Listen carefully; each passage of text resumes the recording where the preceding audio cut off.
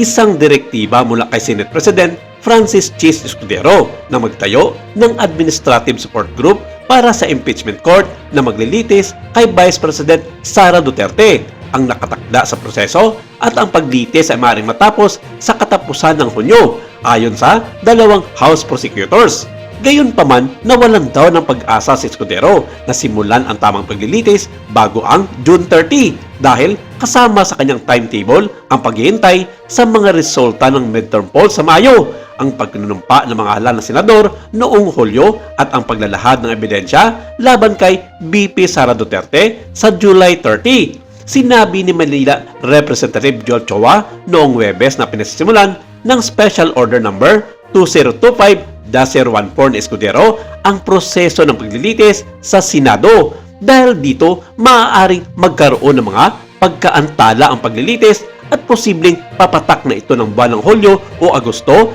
ayon kay Ako Bicol Representative Raul Angelo Bungalon. Ipinunto ni Chua na sa special na utos noong Huwebes, ang Senado ay nagtakda ng yugto para sa paglilitis, kabilang ang pagpapalabas ng patawag sa lahat ng partidong sangkot at nagtatag ng obligasyon na magsagawa ng mga pagdinig, tumanggap ng ebidensya at makinig sa masaksi upang matukoy ang merito ng mga kaso. Inakusahan si Duterte ng paglabag sa konstitusyon at paggawa ng mga matataas na krimen, kabilang ang maling paggamit ng hanggang 612 million pesos na confidential na pondo, hindi maipaliwanag na yaman, hindi pagdeklara ng kanyang mga ari-arian at mga banta na papatayin si Pangulong Marcos, ang kanyang asawang si Lisa Araneta Marcos at Speaker Martin Romualdez. Sinabi ni Chua na magkakaroon na ng pagkakataon ang Vice Presidente na iharap ang kanyang depensa sa mas mahabang panahon at ang 11 miyembro ng House Prosecution Panel na kinabibilangan niya at ni Bungalon ay mag-aalok ng ebidensya at mga testigo para suportahan ang kanilang kaso. Samantala, sa kanyang sariling press conference ng Huwebes, sinabi ni Escudero na nagpadala siya ng 2 pahinang lihim kay Duterte noong February 20 na nagpapaalam sa kanya ng paghahanda ng Senado bago magpulong bilang isang impeachment court, kabilang ang iminungkahing kalendaryo ng mga aktibidad.